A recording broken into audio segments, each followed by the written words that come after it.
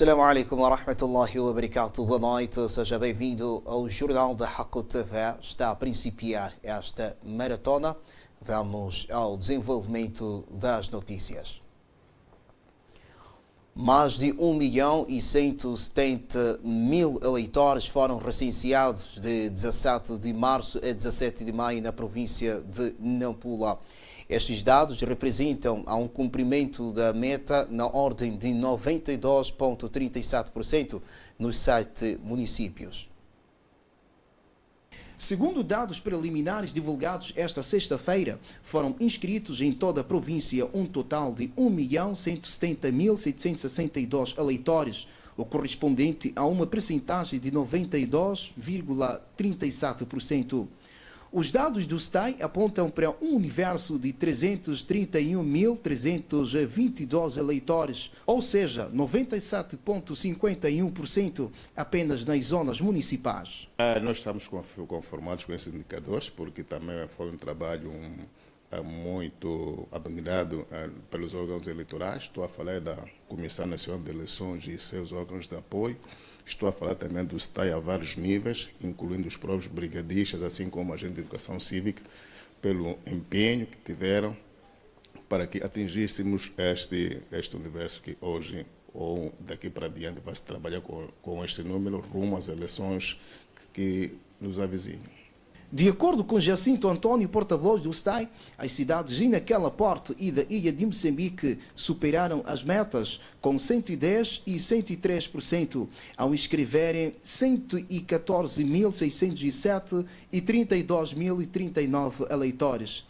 Embaixo estão os municípios de Ribau, Munapo e Nampula, com 80%, 84% e 94%, respectivamente. Em termos das zonas municipais, temos o distrito da Ilha de Moçambique com 103%, significa que já alcançou a meta. Munapo com 104,36% e Nacala Porto com 110,68%. Então, esses são distritos que alcançaram a meta. Os outros distritos estão numa fasquia de 95%, 99%, 82%. Para nós é um... Apesar de se tratarem de dados preliminares, o Secretariado Técnico de Administração Eleitoral diz estar conformado e enaltece o engajamento da sociedade civil nas ações de educação cívica.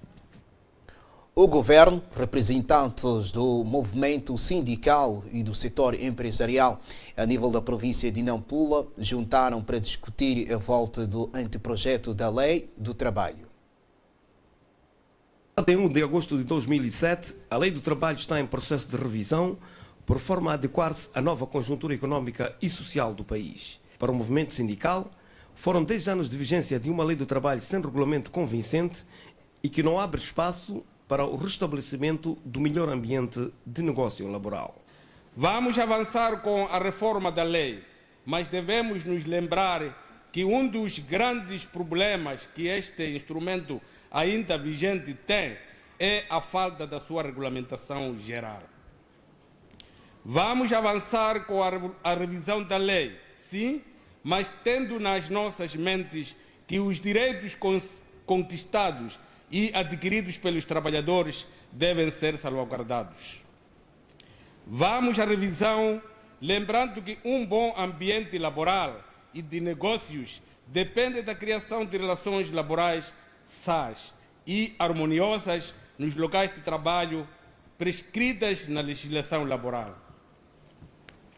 A OTM Central Sindical considera ainda que mexidas positivas deveriam especificamente serem feitas na licença de maternidade e paternidade, recrutamento da mão de obra pelas agências privadas de emprego, celebração de contratos a prazos certo e incerto, prescrição de direitos emergentes do contrato de trabalho, regime de indemnizações, revogação da autorização de trabalho de mão de obra estrangeira, empresas estrangeiras em território nacional, cedência ocasional de trabalhador e previsão de normas substantivas para a indústria de hidrocarbonetos. A Conferência das Associações Económicas nesta parcela do país comunga da mesma ideia, mas diverge em alguns aspectos. Mas nós, CTA, Conselho Empresarial de Nampula, gostaríamos de mencionar alguns que muitos têm sido discutidos, como regime aplicável ao contrato temporário, o regime da mão de obra estrangeira, a limitação de transferência de dados das empresas, uniformização do período de licença de maternidade e paternidade com referência ao estabelecimento do Estatuto Geral dos Funcionários e Agentes do Estado, possibilidade da suspensão imediata do trabalhador sem nota de culpa prévia em caso de flagrante delito, entre outros. O Seminário da Escutação Pública e da Apresentação das principais inovações da Lei 23/2007, de 1 de agosto, contou com a presença do Governador da Província, Diretor Nacional de Trabalho e outras individualidades. O governador de Nampula, Vítor Borges, pede aos parceiros sociais encontrarem consenso na revisão da Lei do Trabalho. Dirigindo-se aos presentes, o chefe do Executivo de Nampula apelou aos parceiros sociais para uma discussão atenciosa deste instrumento, por forma que todas as partes obtenham dividendos. Apelamos a um alto sentido de discernimento e acutilância, no sentido de que cada aspecto a alterar seja devidamente fundamentado. Do produto final, esperamos que seja um documento onde todos os moçambicanos encontrem os seus interesses aglutinados e salvaguardados.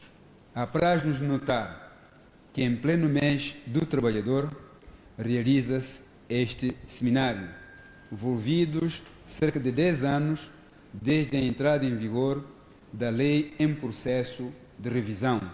Algumas inovações constantes deste anteprojeto estão relacionadas com a proibição de exames médicos ao candidato a emprego ou ao trabalhador, visando apurar o seu estado serológico, o alargamento da licença de maternidade de 60 para dias consecutivos, entre outras. Várias personalidades nacionais e estrangeiras confirmaram já a sua participação nas celebrações dos 200 anos da Ilha de Moçambique, que assinalam no próximo dia 17 de setembro. De acordo com o administrador do distrito, para além dos representantes da Unesco e do Fundo Mundial do Património Africano, o evento deverá contar com a presença de personalidades portuguesas, marroquinas, entre outras. Os 200 anos, nós partimos desde a chegada de Vasco da Gama e a construção da própria Ilha de Moçambique, que se deu, portanto, a essa data como primeira cidade deste país. E a partir daí, depois de algum tempo, passou esta primeira cidade para a primeira capital deste país, que mais tarde foi transferida para a cidade de Lourenço Marques, atual Maputo.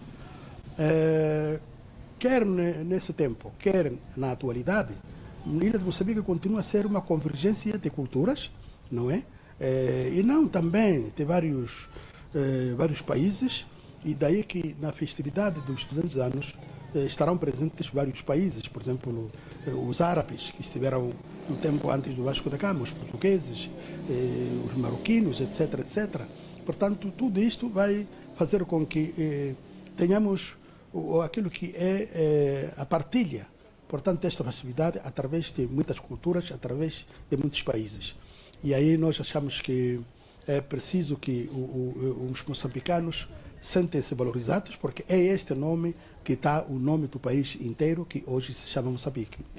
Para o Ministério da Cultura e Turismo, os 200 anos da Ilha de Moçambique irão servir de oportunidade para a divulgação de todo o mosaico cultural de que a cidade dispõe. Cancioneiros, as tradições rituais que são abundantes nesta ilha, que vêm de muito longe. Nós sabemos que as pessoas, os antigos escravos, por exemplo, vieram de várias províncias do nosso país, muito no interior. Então, e todos eles se entrelaçaram aqui com as culturas que vieram com outros povos, de outros lados. Então, essa riqueza também do patrimônio imaterial, as cantigas, histórias, anedotas, tanto que também temos esse desafio de trazer a mesma superfície. Por isso agora, por exemplo, já falamos já em tom alto sobre a importância que a Ilha de Moçambique teve no contexto do comércio de escravos, por exemplo. Isso não estava muito valorizado na altura em que a candidatura foi feita. O bicentenário da ilha de Moçambique ocorre numa altura em que o Executivo e parceiros de cooperação apostam na preservação de todo o seu Porto.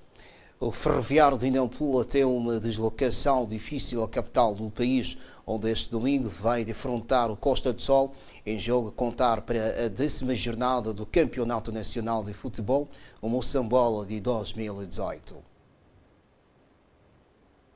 Em declarações à nossa reportagem, durante o último treino que antecedeu a deslocação dos locomotivas do Norte à capital moçambicana, o técnico Antero Cambaco considerou ser um jogo bastante complicado, mas o seu conjunto fará de tudo para conseguir trazer um resultado que corresponda aos anseios da coletividade na competição. Vai ser um jogo extremamente difícil. Esperamos que tenhamos um ferroviário com capacidade de ombrear com este adversário.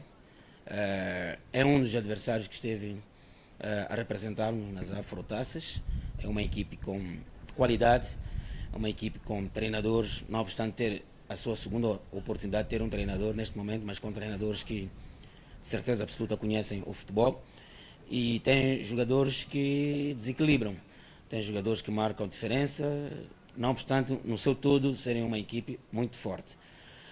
Esperamos um ferroviário que vá à busca dos 3 pontos, um ferroviário que se sinta a jogar em casa desinibido, com a qualidade que temos. Queremos demonstrar aquilo que possamos fazer ao longo dos 90 minutos nesse jogo, e que tudo que seja produção seja avaliado no final dos 90 minutos. Entretanto, o nosso entrevistado ainda não se considera satisfeito com a produção do seu conjunto, apesar de nas últimas jornadas ter registrado resultados bastante animadores. O estilo é algo que leva seu tempo. Sabemos que os modelos de jogos não se alteram de um dia para o outro. O Ferroviário de Nampula tinha uma identidade sabida, que contrasta com aquilo que são os meus princípios. Neste momento estamos a caminho de lá. Creio que há muita mudança, há muita evolução naquilo que é a produção dos jogadores, dentro daquilo que é a nossa forma de estar, a nossa metodologia de trabalho, e espero que neste jogo se faça sentir que realmente existe esse ponto que a gente está a referir, que passa por jogarmos um bom futebol, que passa por estarmos presentes no jogo, que passa por sermos uma equipe emotiva e que sejamos muito participativos. Portanto, a intensidade de jogo se faça se sentir, porque é isto que faz com que o futebol realmente tenha outros patamares a serem avaliados como, no seu máximo, num bom. À entrada da 10ª jornada do Campeonato Nacional de Futebol no Moçambola de 2018, o Ferroviário de Nampula, em 9 jogos, somou 4 vitórias, perdeu por 2 vezes, empatou por 3, marcou 14 golos e sofreu 10, soma 15 pontos e ocupa a 4ª posição na tabela classificativa. A captação de imagens esteve a cargo de Eufrásio Gilberto, Abrão Viegas, Haki TV. Khutbah da semana. O Sheikh Hassan Arbi exorta os crentes muçulmanos para uma maior fidelidade às regras do abençoado mês de Ramadã. Segundo o Sheikh, o jejum não deve limitar-se apenas na interrupção do consumo de água e comida entre o romper da aurora e o pôr do sol. Caros irmãos, o jejum vem para educar o homem. E conforme a definição, meus irmãos, do jejum, não basta a gente deixar de comer e beber, não é só isso. O jejum, meus irmãos, envolve todo o corpo do insan, de modo que ele protege a sua visão, audição, todos os seus membros, para não praticar aquilo que é haram. E Nabi sallallahu alaihi wasallam disse: من لم يدع قول الزور والعمل به فليس لله حاجة أن يدع طعامه وشرابه. Se alguém não deixar as falsidades, falar mentiras, insultos, coisas que não têm nenhuma importância, e as suas práticas, subhanallah, como a gente vê na rua hoje, quer no vestuário, quer na relação homem-mulher, tudo isso, não há necessidade perante Allah subhanahu wa ta'ala em deixar de comer e beber. Por quê? Porque existem pessoas, nasallallahu al-afia, que o seu jejum não ganham senão a sede e a fome. Por isso, estão a ver na vossa tela 3 que já marcamos. Amanhã será o terceiro dia. Boa noite, passe bem. Assalamu alaikum wa rahmatullahi wa barakatuh.